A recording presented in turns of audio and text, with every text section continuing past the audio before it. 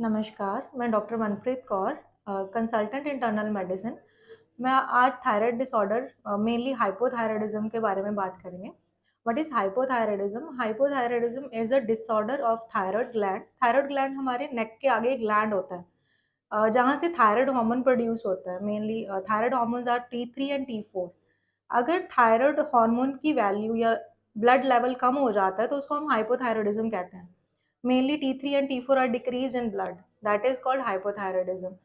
तो हाइपोथायरायडिज्म होता क्यों है? Mainly what are the reasons for hypothyroidism?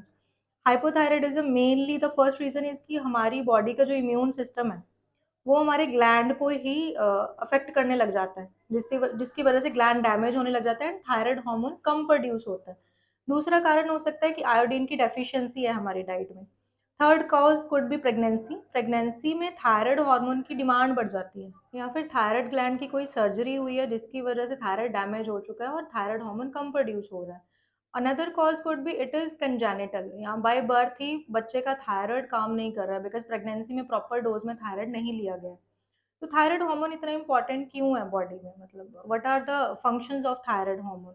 Thyroid hormone एक ऐसा हार्मोन है जो हमारी बॉडी के हर फंक्शन के लिए इंपॉर्टेंट है, मेनली मेटाबॉलिज्म। मेटाबॉलिज्म क्या होता है कि हम जो भी खाने में लेते हैं उसमें से जो भी एनर्जी हमें मिलनी है वो हमारी बॉडी यूटिलाइज कर पा रही है कि नहीं कर पा रही है।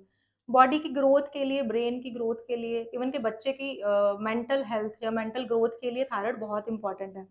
हमारे हार्ट के रेगुलेशन के लिए, हार्ट रेट कंट्रोल करने के लिए थायराइड बहुत इंपॉर्टेंट है। पेट में खाना पचाने के लिए थायराइड बहुत इंपॉर्टेंट है। सो थायराइड के बहुत इंपॉर्टेंट फंक्शंस हैं हमारी बॉडी में। तो अगर थायराइड बॉडी में कम है तो पेशेंट को क्या-क्या सिम्पटम्स हो सकते हैं? मतलब हाउ कुड वी नो कि वी हैव हाइपोथायरायडिज्म? तो सबसे इम्पोर्टेंट है कि पेशेंट बहुत थकावट फ़ील करता है, बहुत जल्दी थका-थका सा फ़ील करता है बिकॉज़ एनर्जी जो प्रोड्यूस हो रही है वो यूटिलाइज़ नहीं हो पा रही है। सेकंड, पेशेंट का वेट गेन होना शुरू हो जाता है। पेशेंट को बहुत ज़्यादा कॉन्स्टिपेशन रहती है, हेयर फॉल होना शुरू हो जाता है, पेशेंट की स्किन ड्राई होने लग जाती है। थायराइड हार्मोन हम टैबलेट की फॉर्म में रिप्लेस करते हैं। तो कभी भी अगर आप थायराइड की मेडिकेशन ले रहे हो या पहले स्टार्ट हुई है, कभी भी खुद से बंद नहीं करनी है until unless your doctor is saying कि it should be stopped now.